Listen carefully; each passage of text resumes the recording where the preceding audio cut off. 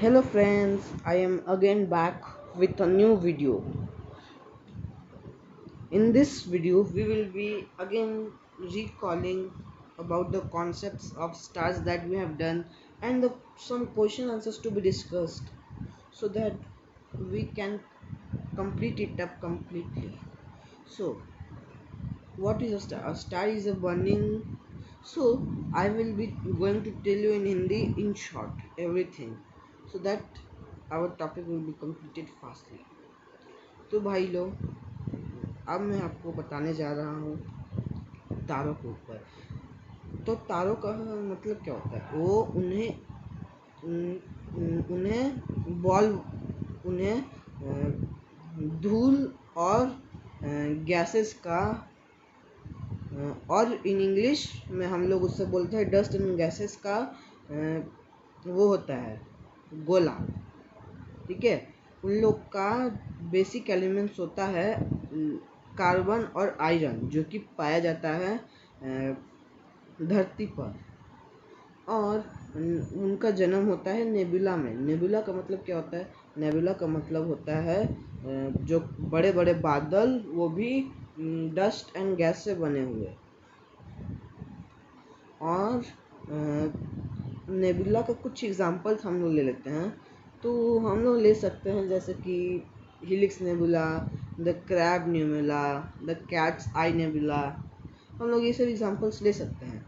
तो अब हम लोग को आगे बढ़ना चाहिए, तो हम लोग अब आगे बढ़ते हैं life cycle of a star.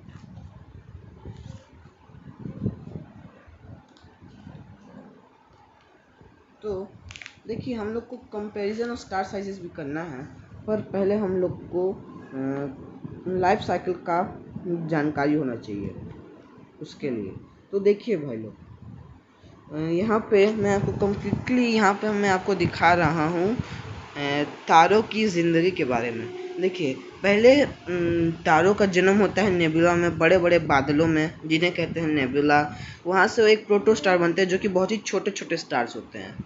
अब वो दो चीज़ें हो सकती हैं। वो या तो एक वो बन जाएगा स्मॉल मीडियम स्टार, मतलब छोटा सा, या फिर मीडियम स्टार, ना कि ज़्यादा बड़ा ना कि ज़्यादा छोटा, या फिर वो सीधा एक बहुत बड़ा स्टार बन जाएगा। अब वो वहाँ से बन सकता है रेड जाइंट क्लब, जो पृथ्वी से 100 गुना ज़्यादा बड़ा होगा, या फिर बन जाएगा रेड सुपर जाइंट, जो कि धरती से 1000 टाइम्स ज़्यादा बड़ा होगा। अब अगर वो रेड जाइंट बनता है तो वो एक प्लानिटरी नेबुला बनेगा, जो कि मतलब उसका सारा गैसेस ख़त्म हो चुका है। अब उसके बाद वो एक वाइट डॉर्फ बनेगा। अब उसको वाइट डॉर्फ से ब्लैक डॉर्फ बनना है। उसको वाइट डॉर्फ को ब्लैक डॉर्फ में तब्दील होने के लिए लगभग 10 मिलियन साल ईयर्स लग सकते हैं। अब अगर वो रेड सुपरजायंट बनता है तो वो एक बनेगा सुपरनोवा एक्सप्लोजन। तो होगा सुपरनोवा एक्सप्लोजन, जिससे कि वो अपना लाइफ एंड कर लेता है। मैंने आपको अपनी पुरानी वीडियोस में भी बोला होगा कि सुपरनोवा का मतलब क्या होता है। मैं एक बार फिर से बता दूं कि सुपरनोवा का मतलब होता है बड़े बड़े तारे, जैसे कि रेड सुपर जाइंट, अपनी ज़िंदगी को बहुत ही जल्दी ख़त्म कर सकते हैं, वो भी एक बहुत ही बड़े ब्लास्ट में।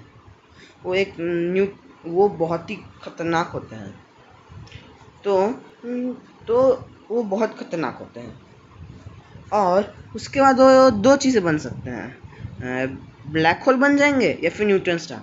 ब्लैक होल क्या होता है? ब्लैक होल एक ऐसा एक तरीके का, आप उसे स्टार ही बोल सकते हैं, जिसका ग्रेविटी, जिसके पास जो चीज़ आएगा ना उसके पास, उसमें इतना ज़्यादा ग्रेविटी पावर है कि लाइट भी उसके सामने फीकी पड़ जाए, वो भी उसको स्केप नहीं कर सकती, वो भी उसको नहीं हरा सकती। और या फिर न्यूट्रॉन स्टार बन जाएगा, जो कि छोटा होता है बहुत ही। तो अब हमें ज़रा एक बार सुपरनोवा का एक बार डेफिनेशन देख लीजिए। A star takes millions of years to form, but it only takes days for a star to explode into supernova. यहाँ पे but it only takes days for a star to explode into a supernova, इसका मतलब होता है कि वो अपनी ज़िंदगी, बड़े बड़े स्टार अपनी ज़िंदगी बहुत जल्दी ख़त्म कर सकते हैं जब उनका gases such as hydrogen helium पूरा यूज़ हो चुका है।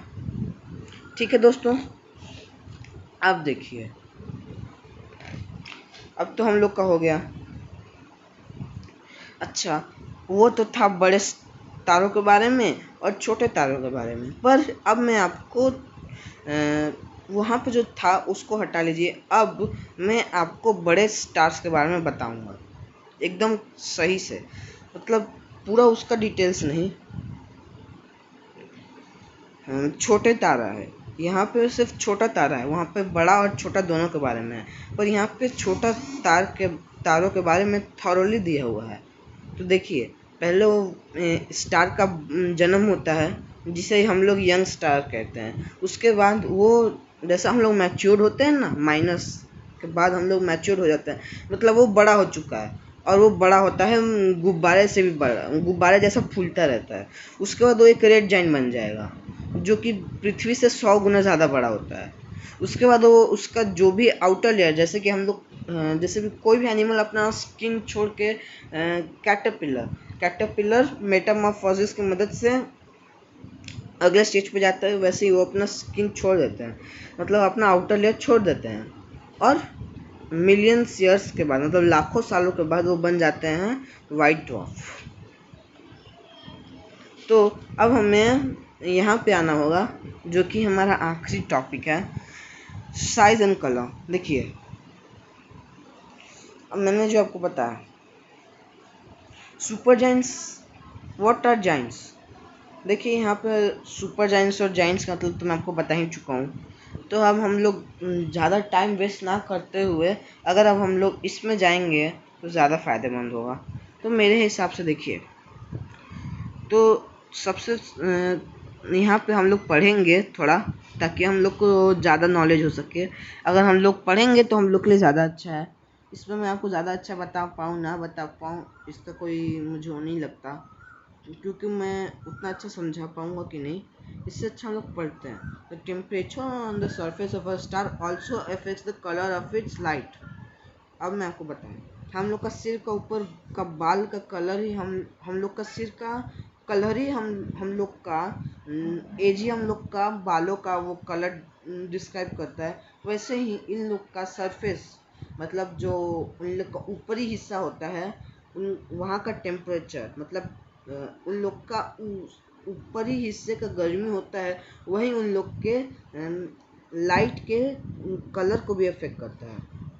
देखिए, the hottest stars look blue, मतलब जो सबसे गर्म स्टार्स हो, जो सबसे गर्म तारे होते हैं, जिनका तापमान बहुत ज़्यादा होता है, वो नीले रंग के दिखाई देते हैं, और जो सबसे ठंडे स्टार होते हैं वो दिखते हैं रेड। और let's see, the coolest stars appear red, मैंने आपको बताया था। अब देखिए, stars can also be yellow, white and orange. The temperature on the surface of halo of like our sun is about 10,000 degree Fahrenheit. ठीक है, और टेम्परेचर स्टार और भी रंगों के हो सकते हैं। यहाँ पे जो दिया हुआ है, आप इस टेबल को देख लीजिए, blue, light blue, white, yellow, orange, red.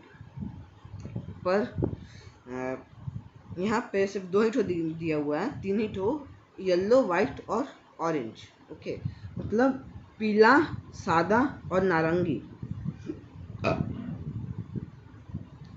तो येलो ड्वार्फ, जो कि 10,000 ज़्यादा, जिसका टेम्परेचर होता है 10,000 डिग्री फ़ारेनहाइट, अगर आप उसको सेल्सियस स्केल में कन्वर्ट करिएगा तो वो होगा 5,500 डिग्री सेल्सियस।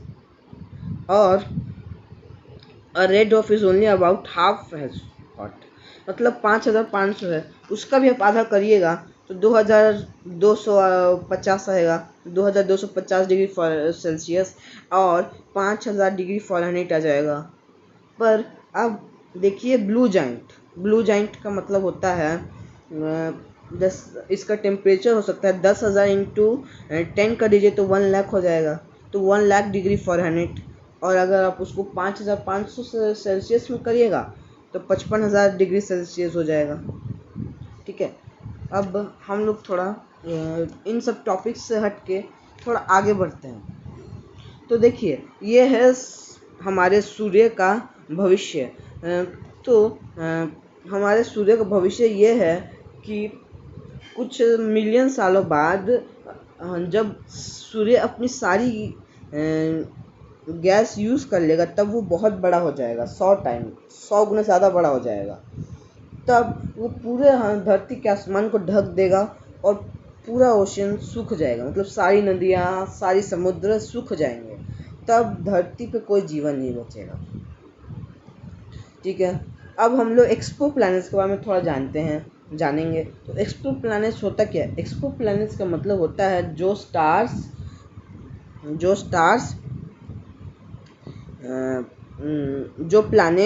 जो प्लैनेट अभी अनडिस्कवर्ड है, सब प्लैनेट्स, सारे तारों के पास एक रिंग होती है, जैसे हमारे सैटर्न के पास है वैसी।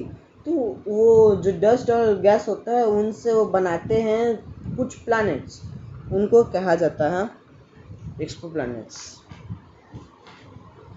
तो दोस्तों, अब मैं आपको कुछ क्वेश्चन आंसर्स बताऊंगा। ठीक है, तो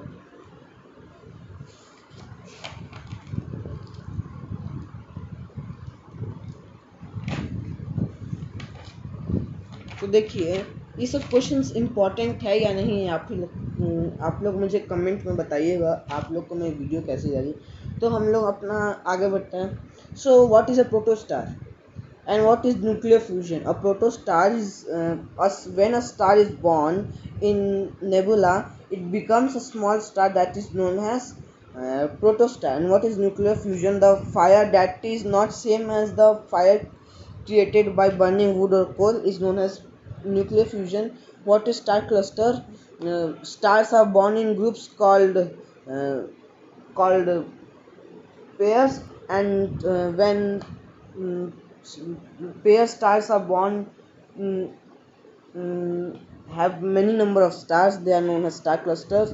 What is nebula? The giant clouds of dust and gas that forms our stars. What are galaxies? When a star clusters have a very huge number of stars, they are known as galaxies. Name some galaxies. Milky Way galaxy, और इतना ही मैं आपको बताना चाहूँगा।